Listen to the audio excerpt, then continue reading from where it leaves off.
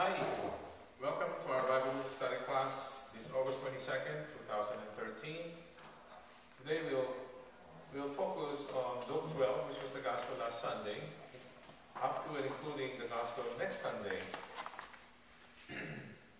To begin with, let me talk about Matthew 7, verse 6, quite briefly.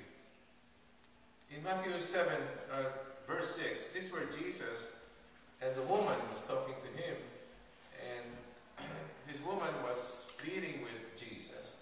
And Jesus says, it's not good for the, he didn't really say food, but what he said was, it's not good to throw sacred holy things to the dogs. That's essentially what he said. So in our day-to-day mentality, we probably think, did he just call me a dog? That's the normal, secular thinking. Did you just call me a dog?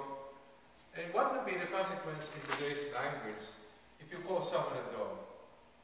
That's not a pleasant thing. You understand that? But what Jesus was saying was,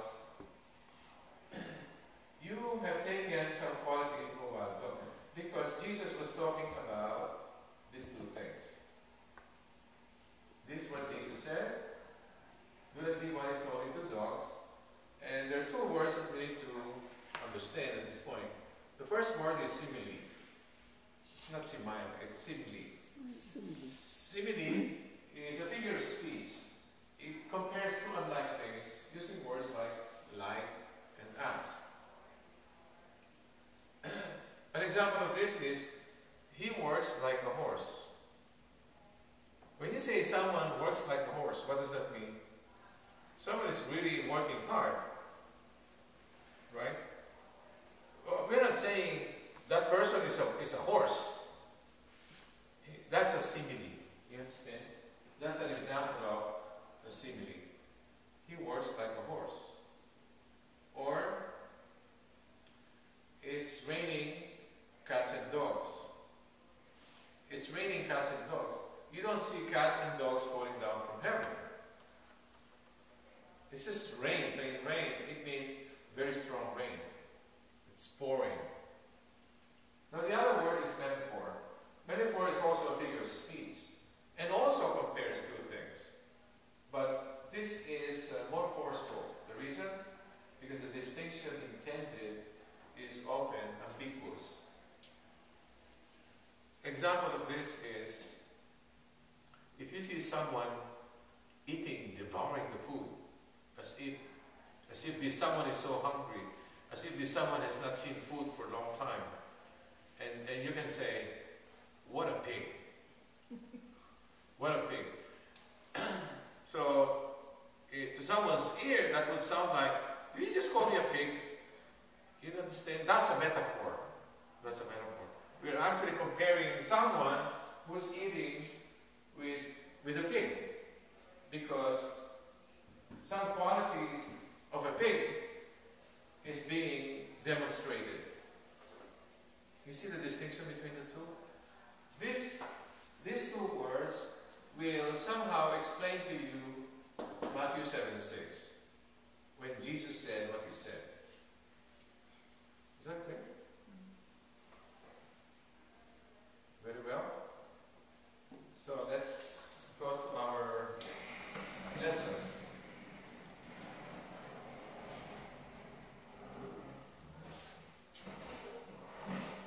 The cosmic battle, cosmos,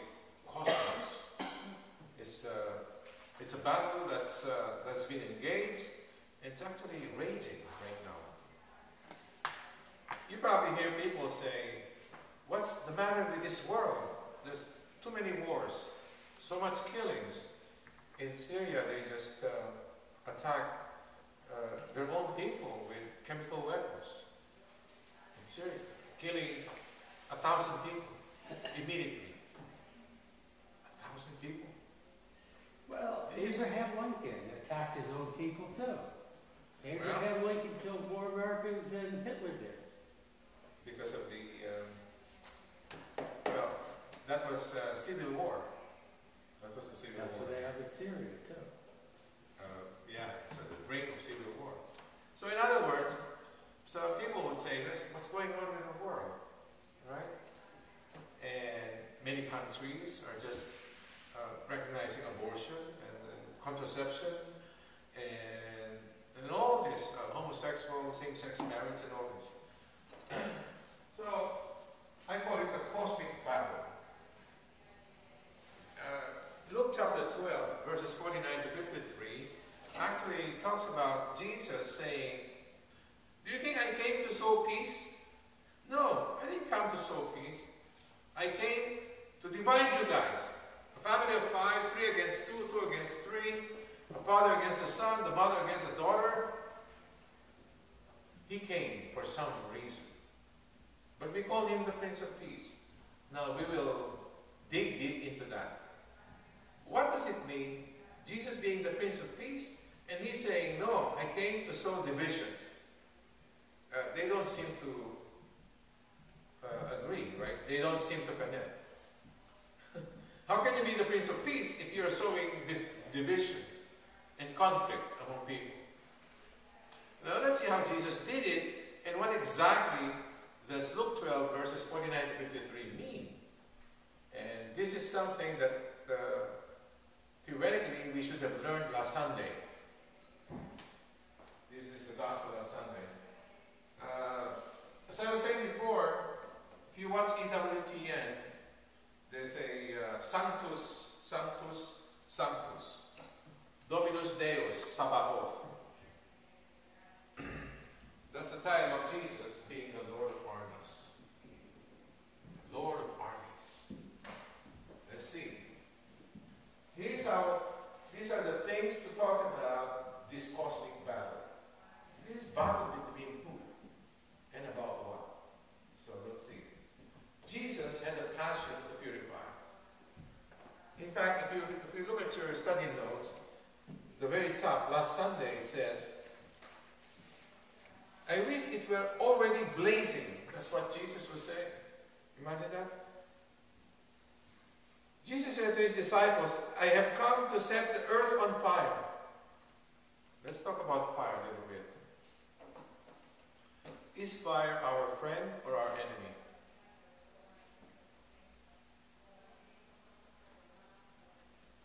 Is fire our friend or our enemy? It depends. It depends, because it can be both, right? When you cook, prepare the food, you need fire. It's very friendly, because without the fire, there's no way you can cook. At the same time, look what's happening in Arizona and Colorado, when there's these acres and acres of woods being burned.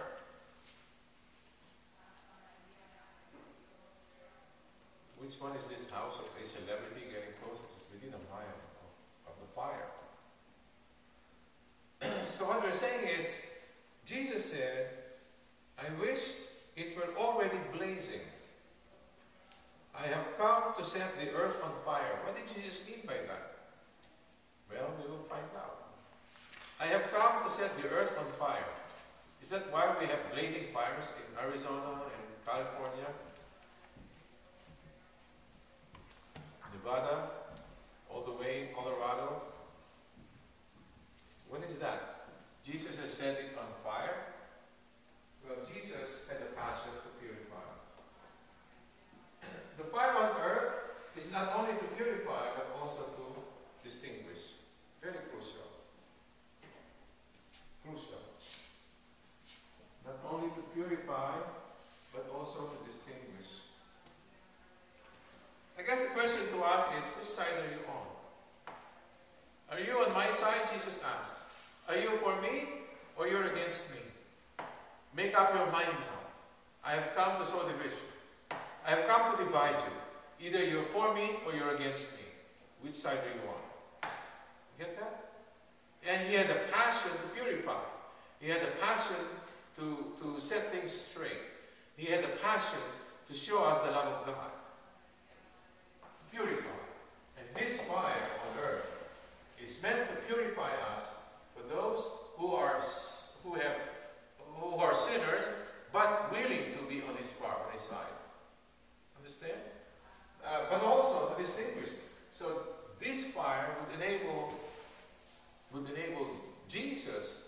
distinguish who is for him and who's against him.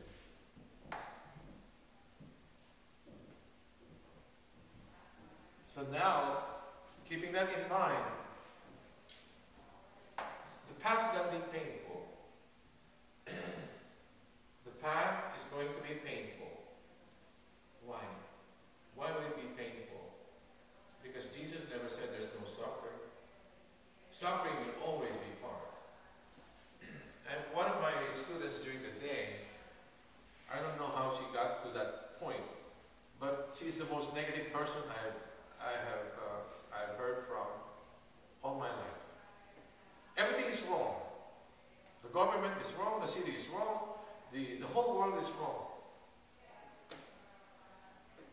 I don't care anymore. Well, why are you talking to me if you don't care anymore? The path is painful. Do you notice? There's tsunamis, there's fire, there's earthquakes. Did you see the sinkhole? 25 acres of sinkhole. These tall trees, all of a sudden, started sinking. I didn't quite get where it was. Do you know where it is? Isn't it the one in Florida? I don't think it's Florida. It's someplace else. Just there is another one. It's at 25 acres. 25 acres is a huge area. A 25-acre sinkhole. And still growing, they said. The ground is still unstable. And it's got this group of trees that started sinking like that. We saw it on Good Morning America. So what's going on in the world? There's going to be... In Atlanta, there was shooting again. School shooting is getting rampant now. Guns are everywhere. In Florida, everyone has guns. Because in Florida, you can carry a gun. Not here. At least in Jersey, even if you have a license, you can't carry it. Just like that. So the path is painful. There's all kinds of atrocities. There's all kinds of sufferings. And what is the worst part is those sufferings are sometimes inflicted by man on man. Many of these sufferings are inflicted by man against man. Number 3 is piercing purgation. You understand purgation? Cleansing. Purgation, cleansing. So one wins, one loses. That's why I put it here. One wins, one loses. Wow. You can see the division right there.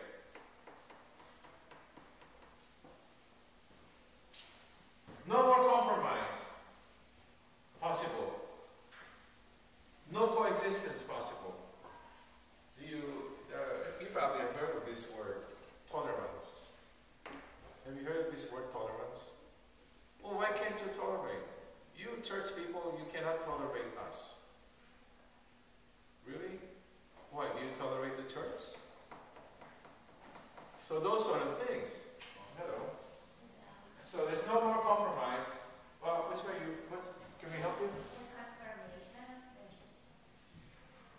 Does anyone have an idea? What time is it? Okay, it's still open. If you go around, go to the main door and ring the bell. Oh, what did they say? And they said it go down the basement in the rectory. You can go straight there and see because there are people there too. Maybe us. We're sorry because we don't know really. Please come in. Huh? Yeah. Let people in. Imagine no compromise, no coexistence possible. What does this mean? Jesus is saying, compromise, let's have rainbow colors. Let's accept everyone. Let's accept everyone. Homosexuals, let's accept your orientation.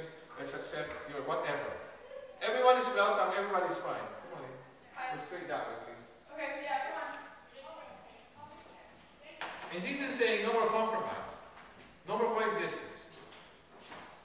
It's not saying like, I can do what I want. Because in the first place, that's not freedom. It doesn't mean I'm free to do what I want. Now it's upstairs. So, and then I have 4 things here.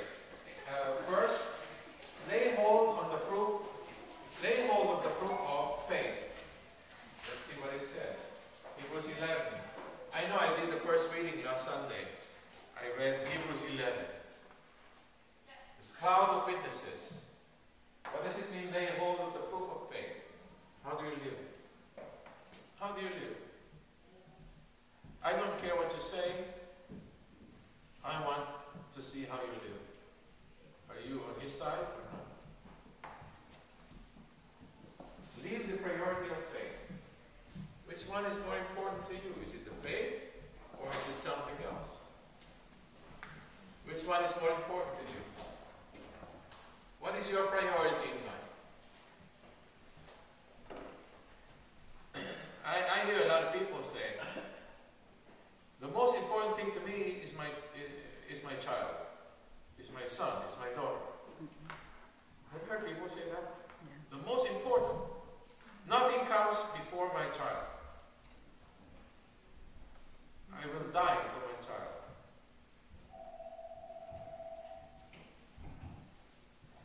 Where is the priority of faith? Let's look at the Bible. Book of Philippians.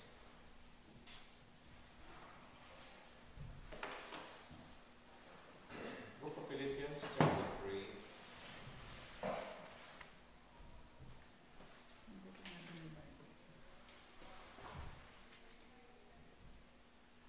To 14. Brethren, I do not consider that I have made it my own, but one thing I do, forgetting what lies behind and straining forward to what lies ahead. I press on toward the goal for the prize of the upward call of God in Christ Jesus. Philippians chapter 3, 13 to 14. What's your priority of faith?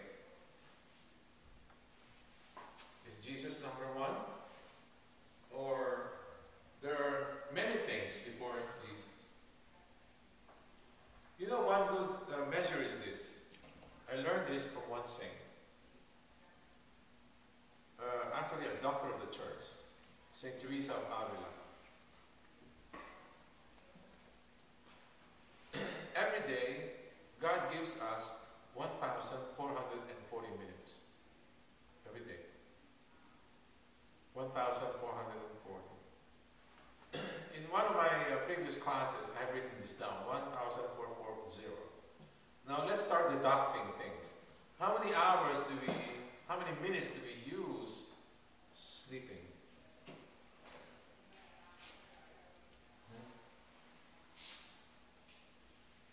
5 hours? 12 hours sleeping? 5. Oh, 5? How many minutes is that? 5 times 60. Yeah. You agree? 5 hours? 5 to 6. 5 hours? Maybe, but majority probably more, right? Shall we put 360? If you're young. How about 440? Keep the numbers even. Alright, so, you need to knock down, okay. That's fine. Leaving us with how many minutes? 1,000. 1,000 even. How many hours do you spend eating? Or how many minutes? 15 minutes. 15? For 1 meal. And how many meals? No, for 1 day. That's all. Yeah, for 1 day. About maybe 60 minutes. Everything. So 1 hour doing nothing but eating. Eating, yeah. You eat breakfast like 15 But you minutes. have to cook it first. Why don't we make that 100 minutes? Okay, let me stop and have a cup of coffee. Oh, there's a Dunkin' Donut. There's traveling time too. Yeah, you have to go to the store. How many minutes? 60 minutes, isn't it? Okay, I won't write any more about this hour, but you know what they're going through. What about personal hygiene? How much time do you need to fix things? Personal. 60 minutes. 1 hour? 1 hour to fix your things? For the whole day, that's not enough. To take shower? To take shower, In the morning and in 2 hours, maybe? 2 hours, so another 120.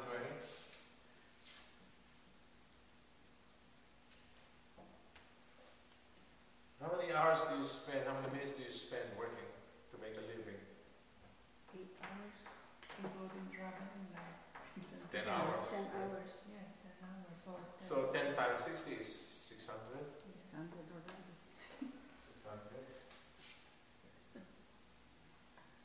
What about the plane? I guess you know where I'm going. Yeah, the plane is It's the the best. least. Right now, how many minutes do we have left? Minus 8, so 280. 160 minutes. No, 180. 180. Under 80, yeah, under 80 We minutes. still have 180 minutes. 3 Okay. hours. How many minutes do you use watching TV? Oh, lots of minutes. 2 hours. I know. And I 1 know hour. those. Yeah, and 1 hour Those in. teleserien. Yeah, 1 hour. those TV 1 hour in drama. playing solitaire. That's an 2 hours easy on TV. Mm. Easy, 2 hours. Yeah, you pass by quick like that. And then if you watch other shows, even more. 150? 150 minutes? Is that okay? The remaining 180 because you will watch TV. And how many minutes do you spend on the cell phone? Oh, A lot of minutes. Oh, Not 30 me. minutes. 5 Not minutes. me. yeah. Not me on emergency. Well, typically, 30 minutes. you know, the secretary, I got a little bit pissed today because she came like 30 minutes late.